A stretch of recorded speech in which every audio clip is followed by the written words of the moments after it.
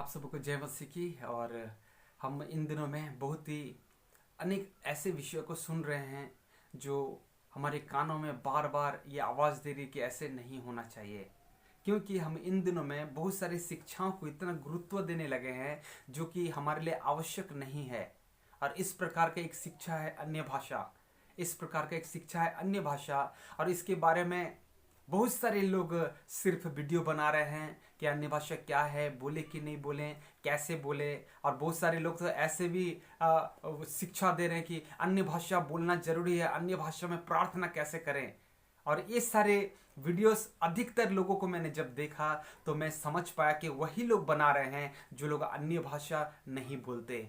तो बहुत ही क्रिटिकल अवस्था में हमारा मसीह समाज है। हम मसीह शिक्षाओं को लेकर जा रहे हैं और मसीह शिक्षा जो है हमें बहुत सारे मसीहियों को जो बाइबल नहीं पढ़ते उनको भ्रांतियों की ओर लेके चले जा रही है। बहुत सारे मसीह लोग जो है अपने जीवन में कंफ्यूज हैं कि हम क्या करें, अन्य भाषा बोलें कि नहीं बोलें। हमारे पास वरदान नहीं है तो हम क्या करें, हम क्या कॉपी कर लें। बहुत सारे लोग तो ऐसे भी प्रश्नों के उत्तर दे रहे हैं कि अन्य भाषा यदि तुम्हारे पास नहीं है तो तुम आत्मिक नहीं हो। तो इस सारी बातें जो है हमें भ्रम में गिरा सकती है।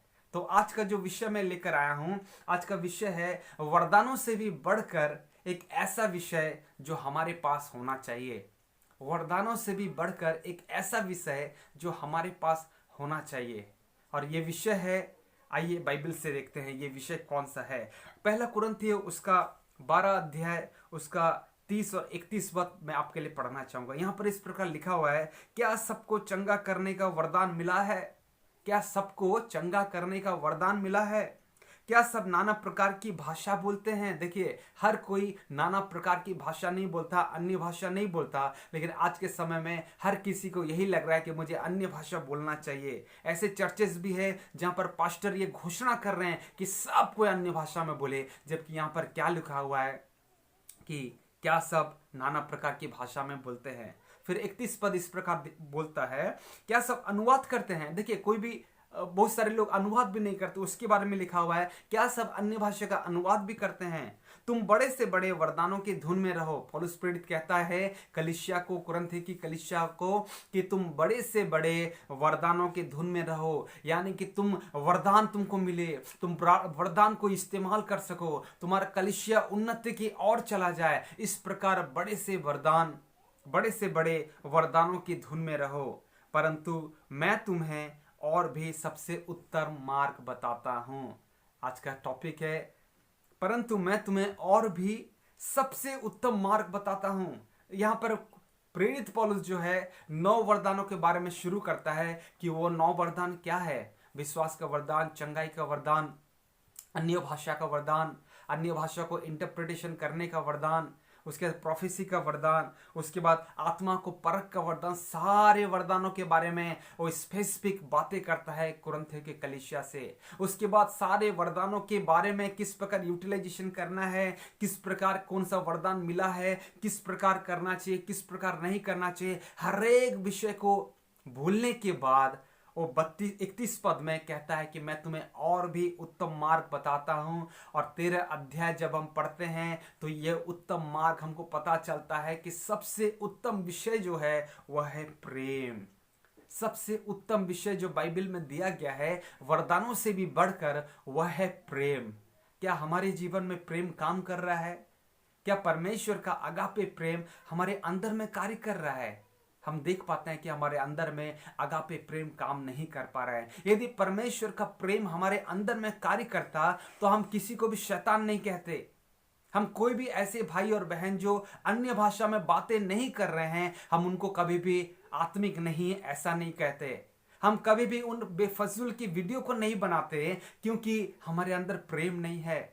आज के समय में हम मसीह समाज बढ़ता हुआ दिख रहे हैं। जिस प्रकार प्रेरित पौलुस कहता है कि कोई तो पौलुस का बन बैठा है, कोई तो अपुल्लोस का बन बैठा है। और आज हम सब लोग यही सोच रहे हैं कि मैं तो इससे अधिक आत्मिक हूं, इससे अधिक मैं जानता हूं। और जहां कहीं भी हम देख रहे हैं यूट्यूब के अंदर में सिर्फ अन्य भाषा, अन्य भाषा, अन्य भाषा। अरे बाबा, ये अन्य भाषा क्या है? यह अन्य भाषा से बढ़ के भी बहुत सारे विषय हैं। यह अन्य भाषा कुछ भी नहीं है उस आत्मा के फल के जब कंपैरिजन में हम कंपेयर करते हैं तो ये प्रेरित पौलुस भी खुद कहता है कि मैं तुम्हें उत्तम मार्ग बताता हूं। यानी कि 9 वरदान से भी बढ़कर ये परमेश्वर का प्रेम है जो हमारे जीवन में होना चाहिए। इसीलिए प्रेरित पौलुस कहता है कि यदि मैं अपने शरीर को जलाने के लिए दे दूं, यदि मैं सुरदूतों की बोलियां बोलूं, यदि मैं प्रेम ना रखूं, तो मेरे जीवन में क्या मैं ठनठनाता हुआ पीतल और झनझनाती हुई झांझ हूं? मैं सब कुछ कर रहा हूं, मैं सब कुछ कर रहा हूं, मैं बड़े से बड़े पहाड़ को मैं उखाड़ फेंक रहा हूं, मैं बड़े से बड़े चंगाई को कर रहा हूं, मैं बड़े से बड़े प्रोफेसी को बता रहा हूं, लेकिन मेरे जीवन में यदि प्रेम नहीं है तो मेरे प्रियो, हमारा जीवन जो है बेकार है, हमारा जीवन जो है व्यर्थ है। आप अच्छे से समझिए कि अन्य भाषा कुछ भी नहीं है, वरदान कुछ भी नहीं है। वरदान वरदान वरदान के पीछे ना जाए, ना तो आप शैतान के शिकार हो गए हैं। यदि आप वरदान वरदान करते हैं तो, यदि आप दिन रात अन्य भाषा करते हैं कि अन्य भाषा अन्य भाषा अन्य भाषा, तो मैं कहता हूं कि शैतान आपको उस अन्य भाषा में इतना गिरा दिया है कि आप उस अन्य भाषा से निकल नहीं पा रहे हैं और परमेश्वर को देख नहीं पा रहे कि जो परमेश्वर आपको अन्य भाषा दिया है। इसलिए वरदान वरदान वरदान मत करिए। हर एक मीटिंग्स में चंगाई चंगाई ना करिए। हर एक मीटिंग्स में प्रोफेसी प्रोफेसी प्रोफेसी मत करिए। इस सारा विषय के पीछे शैतान भी कार्य कर सकता है, याद रखिए। इसलिए हमें अंतिम दिनों में चेतावनी दिया गया है कि झूठे भविष्यवक्ता से सावधान रहो। हम खुद झूठे बन बैठे हैं क्योंकि हमारे अंदर में प्रेम नहीं है। हम अपने भाई बंधुओं को जो कमजोर हैं उन को प्रेम नहीं कर पा रहे हैं। हम उन लोगों को सिखा नहीं पा रहे हैं कि परमेश्वर का प्रेम सबसे महान है। तो हम किस प्रकार बड़े हुए बताइए? हम तो प्रेम में नहीं चल रहे हैं, तो हम किस प्रकार बड़े हुए हैं? हम बड़े नहीं हुए, हम उल्टा नीचे जा रहे हैं। हमारा आत्मिकता गिर रहा है, हमारा आत्मिक स्तर गिर रहा है। इसलिए याद रखिए, वरदानों से भी सबसे बढ़कर एक विषय है, वह है प्रेम। जब तक ये प्रेम आपके जीवन में नहीं होगा तब तक आप कुछ भी नहीं कर सकते। परमेश्वर का वचन ऐसा बताता है। इसलिए वरदानों के पीछे नहीं, आप यीशु मसीह के प्रेम के पीछे जाएं। यीशु मसीह का प्रेम ही सबसे महान है और वह प्रेम ही मेरे को उठाकर रख सकता है और वरदान उठाकर नहीं रख सकता। इसलिए परमेश्वर इस वचन के द्वारा आपको आशीष दे कि आप वरदानों के पीछे जाएं, धुन में रहें, लेकिन वरदान वरदान ना करें। उससे भी एक उत्तम मार्ग है जो परमेश्वर का प्रेम है, उसके पीछे जाए। इस अनंत अगापे प्रेम के द्वारा लोगों को प्रेम करें, अब प्यार से समझाएं, अब प्यार से बातें करें। परमेश्वर को बहुत ऐसे आशीष करेंगे। God bless you.